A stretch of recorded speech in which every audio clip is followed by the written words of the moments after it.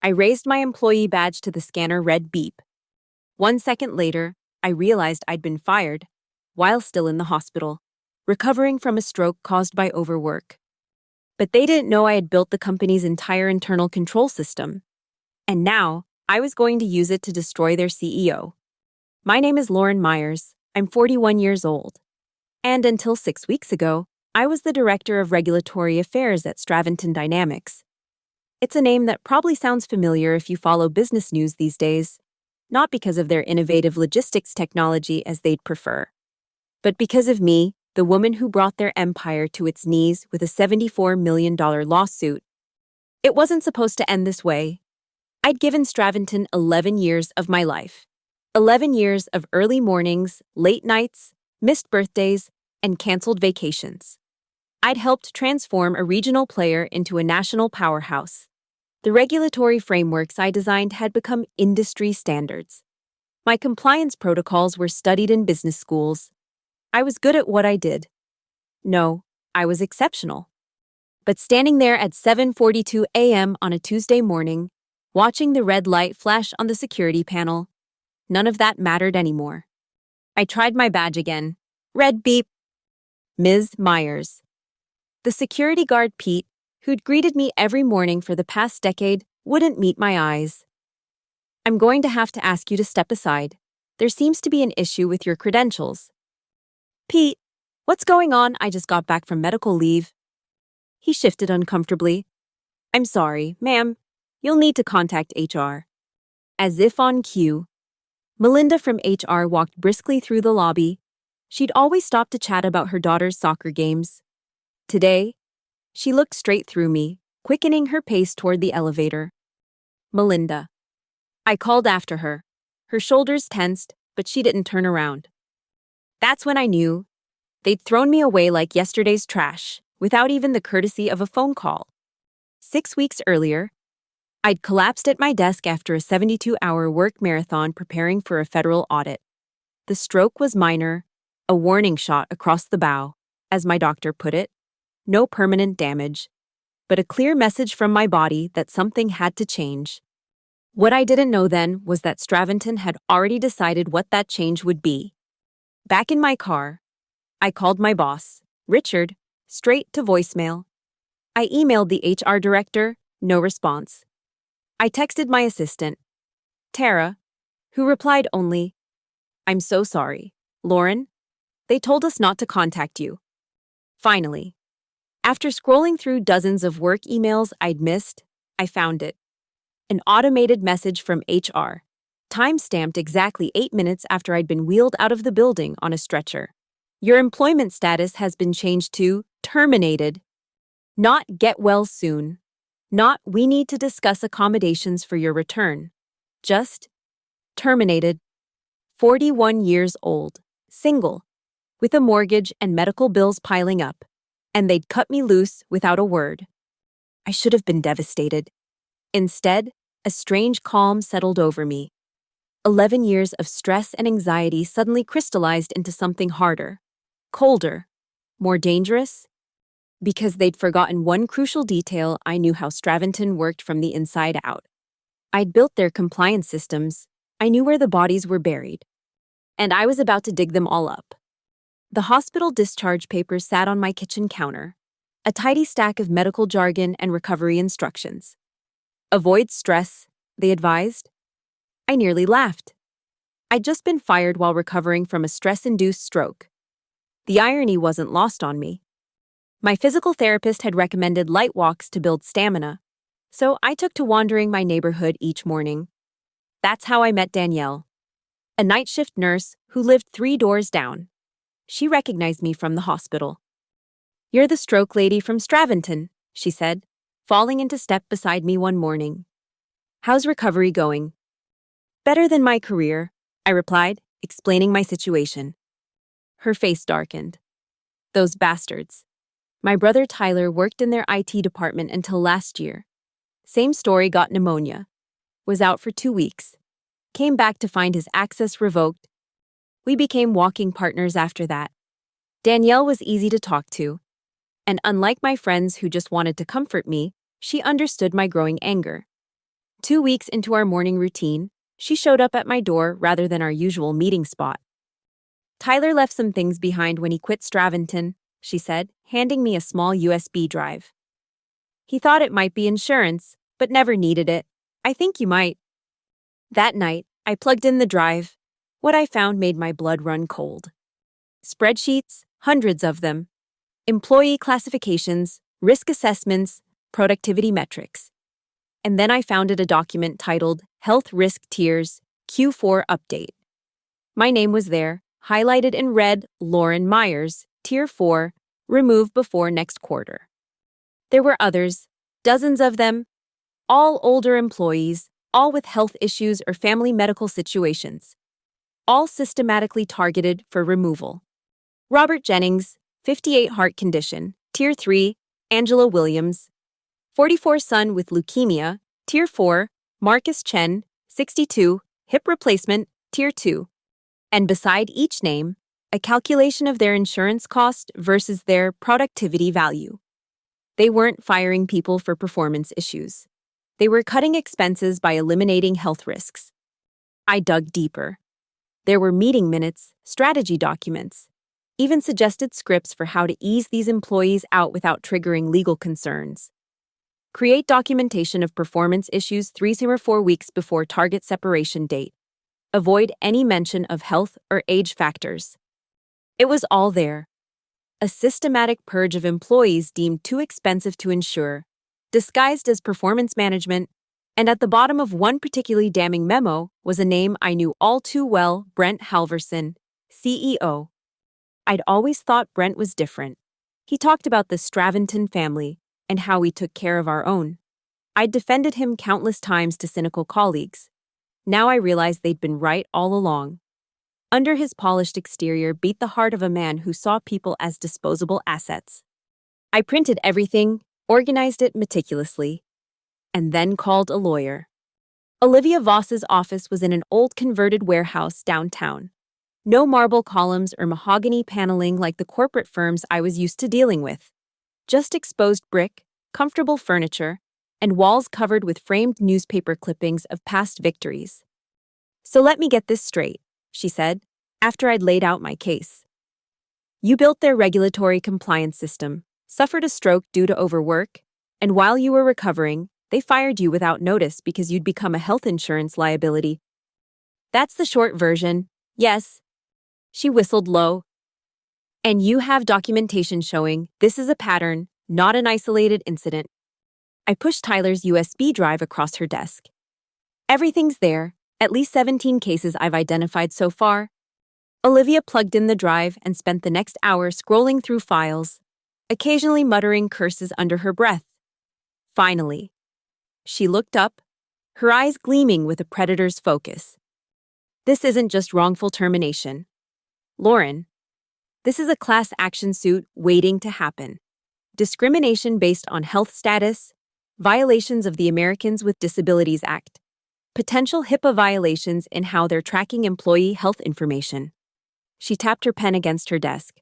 But we need more. We need someone on the inside. I thought of Tara's text. They told us not to contact you. That might be difficult. They've locked ranks. Everyone has a price, Olivia said. Or a grievance. We just need to find the right person. As it turned out, we didn't have to look far. The next morning, I received an email from an address I didn't recognize. Whistleblower, what's you Reciodord, Proton Mail. Lauren, it's Julia from Finance. They don't know I have your personal email. What they did to you is happening to others. I'm next on the list. I have proof. Meet me. Julia Chen was our senior financial analyst. Quiet, meticulous, and by all appearances, completely loyal to Straventon. We arranged to meet at a coffee shop across town. I started noticing patterns in the health insurance allocations 6 months ago, she explained, voice barely above a whisper despite the crowded cafe. Employees with higher claims were suddenly receiving performance improvement plans, regardless of their actual work quality. She slid a thumb drive across the table. Screen recordings. They don't know I installed capture software after Tyler was let go. It shows HR accessing medical leave data and initiating termination protocols the same day you were hospitalized. Why are you helping me, Julia? You're risking everything. She met my eyes for the first time. Because I'm 49 with rheumatoid arthritis, and my name just moved to Tier 3. And because you're the only executive who ever thanked me for working overnight during the audits. Sometimes the smallest kindnesses yield the greatest returns. With Julia's evidence added to our growing arsenal, Olivia began preparing the lawsuit. We needed to contact the other victims discreetly. Many had signed severance agreements with non-disclosure clauses, but Olivia believed those could be invalidated given the circumstances. The key is the timeline, she explained during one of our strategy sessions. When did Straventon implement this tiering system? When did they revise their health policies? That question led us to a critical discovery. During Straventon's merger with Aspect Logistics in 2022, they'd failed to renew their ADA-compliant certifications. It seemed minor at the time, just paperwork, but legally. It meant every medical-related termination since then existed in a gray area. This is our wedge, Olivia said, excitement coloring her voice. Without those certifications, they can't claim they followed proper protocols for accommodating medical conditions. It undermines their entire defense. While Olivia built the legal framework, I worked on gathering testimonies. It wasn't easy. Fear is a powerful silencer. But slowly, they began to come forward. Robert Jennings, who'd been with the company for 22 years before his heart condition earned him a Tier 3 classification. Angela Williams, whose son's leukemia treatments had flagged her as a high-cost employee. Marcus Chen, who'd been pushed into early retirement after his hip replacement surgery. Each story was different, but the pattern was unmistakable. Get sick, get expensive, get gone. Meanwhile, Julia continued feeding us internal documents. Performance reviews mysteriously downgraded after medical leaves. Email chains between HR and finance discussing the liability reduction initiative. And most damning of all, a recording from a leadership meeting where Brent himself can be heard saying, "The healthcare burden is unsustainable. We need to be more aggressive in managing out high-risk employees." His voice, so casual, discussing the systematic destruction of people's livelihoods. People who had given years, decades to his company. As our case built, so did Straventon's suspicions. Julia reported increased security measures, random desk checks, new monitoring software. They knew there was a leak, but not its source. "Be careful," I warned her during one of our clandestine meetings. "If they catch you..." "I've already updated my resume," she replied with a grim smile. "But I'm not leaving until we've nailed Brent's hide to the wall." 3 months after my red beep moment at the security scanner, we were ready to file. Olivia had assembled a class action lawsuit representing 23 former employees, all terminated after health issues. The damages sought $74 million, a figure calculated based on lost wages, benefits, emotional distress, and punitive damages. The day we filed, Straventon's stock dropped 8%. By close of business, it was down 12%. Investors don't like uncertainty. And nothing creates uncertainty like a massive class action lawsuit with solid evidence behind it. Brent called me that evening. After months of silence, now he wanted to talk. "Lauren, this is unnecessary," he said, his voice that practiced blend of concern and authority that had once seemed so genuine. "If there were issues with your termination, we could have handled this privately. Like you handled Angela when her son got sick, or Robert after his heart attack. This stopped being about just me a long time ago. Brent, you're making a mistake. Our legal team will bury you in motions and appeals. Even if you win, it'll be years before you see a dime."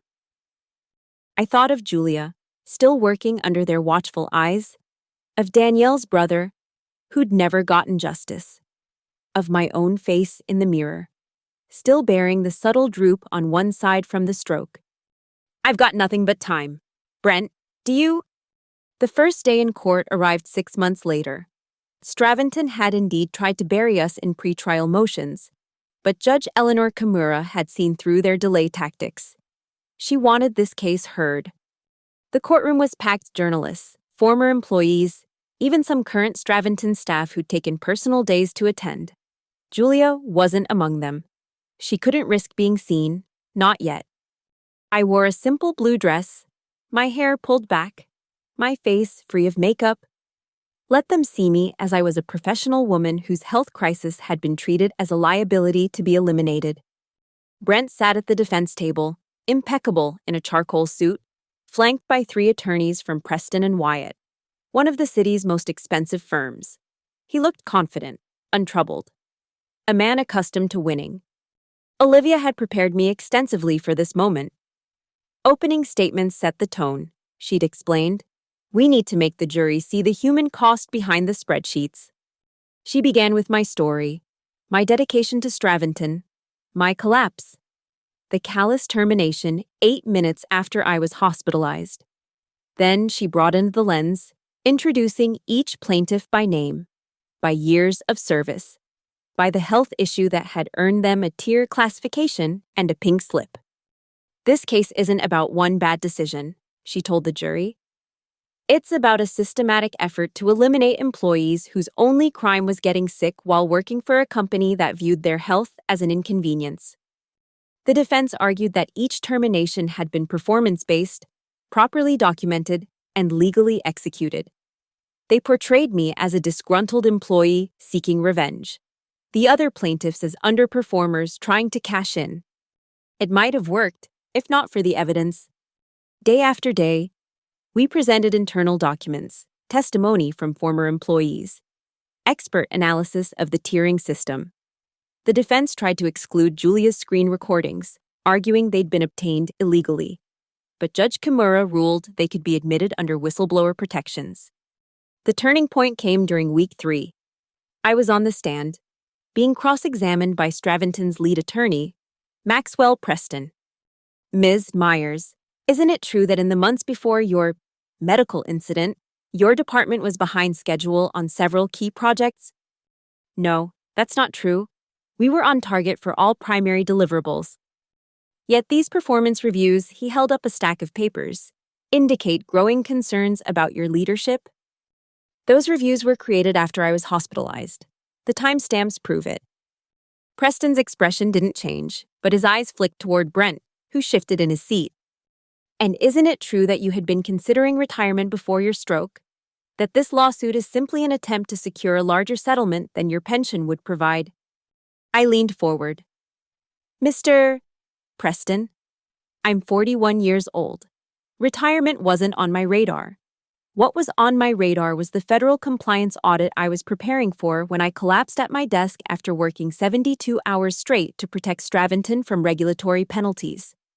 Olivia stood then, approaching with a large mounted board covered by a cloth. Your Honor, I'd like to introduce Exhibit 47. With a nod from Judge Kimura, she unveiled the board. On it was a brain scan, my brain scan, taken the day I was admitted to the hospital. The stroke was clearly visible, a dark shadow against the otherwise healthy tissue. This is what dedication to Straventon Dynamics cost my client, Olivia said quietly. And this, she unveiled a second board, showing the tiering document with my name highlighted, is how they repaid her. The jury couldn't look away. Neither could Brent, though his expression remained carefully neutral. Later that day, Olivia called Julia to the stand. She entered through a side door, head high despite her obvious nervousness. She'd resigned from Straventon the previous evening, sending a company-wide email explaining why. It had caused chaos, according to the text I'd received from former colleagues. Julia's testimony was devastating. She walked the jury through the financial calculations used to determine which employees were liabilities, the correlation between medical leave and subsequent terminations, the exact process by which performance reviews were retroactively altered to justify firings. When asked why she'd come forward, her answer was simple: because it was wrong, and because I knew I was next. The defense's cross-examination was brutal, trying to paint Julia as incompetent, vindictive, a thief of company data. She weathered it all with quiet dignity, answering only. The documents speak for themselves. By the final week, the mood in the courtroom had shifted. The defense team looked grim. their objections increasingly desperate. Brent spent more time in whispered conversations with his attorneys than watching the proceedings. Then came the bombshell. During discovery, Olivia had requested all insurance policies covering Straventon executives. She'd found a critical gap. Brent's personal liability insurance had lapsed in 2021 and never been renewed. If the jury found him personally liable, not just the company, he would be exposed financially. When this evidence was presented, I watched the color drain from Brent's face. For the first time, he looked afraid. The jury deliberated for 4 days. When they returned, the courtroom was silent enough to hear a pin drop. In the case of Myers et al. Versus Straventon Dynamics and Brent Halverson, on the count of wrongful termination, we find for the plaintiffs. One by one, they affirmed each charge: discrimination, violation of the Americans with Disabilities Act, fraudulent documentation, intentional infliction of emotional distress. And the damages: $74 million, $42 million compensatory, $32 million punitive. Most critically, they found Brent personally liable for 60% of the punitive damages, $19.2 million, that would come from his own pocket, not covered by corporate insurance. The aftermath was swift and far-reaching. Straventon's stock plummeted. The board called an emergency meeting and suspended Brent pending an internal investigation. 3 other executives resigned within the week. The Securities and Exchange Commission announced they were opening an inquiry into the company's practices. As for the plaintiffs, the victory was bittersweet. The money would help, certainly, but it couldn't erase the trauma, the lost time, the shattered trust. For me, the months after the verdict were a period of recovery in more ways than one. Physical therapy for the lingering effects of my stroke, therapy of another kind for the emotional wounds, and a new purpose taking shape from the ashes of my career. With part of my settlement, I established the Myers Clause, a nonprofit dedicated to advocating for employees facing health-based discrimination. We offered legal resources, support groups, and education for both workers and companies seeking to do better. Julia joined me as operations director. Her financial expertise proved invaluable as we structured the organization. "Funny how things work out," she said one day as we worked late in our small office. A year ago, we were helping Straventon navigate regulations. Now we're creating them. Angela Williams used her settlement to pay off her son's medical bills. He was in remission now, starting college in the fall. Robert Jennings bought the fishing boat he'd always wanted and took his grandchildren out on weekends. Marcus Chen opened a consulting firm, hiring 4 other former Straventon employees. And Brent, last I heard, he'd sold his mansion and moved to Arizona. His reputation was in tatters, his career effectively over. The man who had built Straventon into a powerhouse had been brought down by the very system of disposability he'd created. Sometimes, late at night when sleep eludes me, I think about that red beep at the security scanner, how it had seemed like an ending, the period at the end of a career. I couldn't have known it was actually the beginning of something much more important. I'm not the same woman who collapsed at her desk that day. The stroke changed me physically, but what came after transformed me completely. I'm slower now, more deliberate. I measure success differently. And I never, ever forget that behind every spreadsheet, every policy, every corporate decision, there are human lives at stake. The lawsuit's final settlement was officially approved on the 1-year anniversary of my termination. That morning, I stood outside the former Straventon headquarters, watching employees stream in and out. New security procedures had been implemented, new leadership installed, new policies put in place, some directly resulting from our case. I didn't feel triumph, or vindication, or even anger anymore. Just a quiet certainty that something necessary had been accomplished, and a hope that somewhere, another Lauren Myers might be spared what I went through. As I turned to leave, my phone buzzed with a text from Olivia. "It's official. Check your account." I didn't need to. The money had never been the point. Instead, I walked to the small park across from the building and sat on a bench in the sunshine. My doctor had advised regular rest periods, something I'd have scoffed at in my previous life. Now I embraced them. These moments of stillness in a world that never stopped moving. From my vantage point, I could see a young woman exit the building, phone pressed to her ear, gesturing emphatically. She looked exhausted, harried, important. I recognized myself in her, the old me, perpetually racing against invisible deadlines. For a moment, I considered approaching her, sharing my story as a warning. But some lessons can't be given, only lived.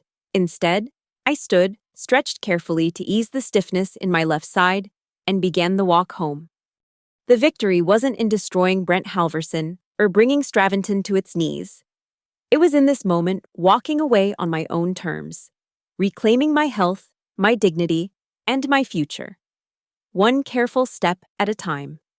And knowing that because of what we'd done, others would have the chance to do the same.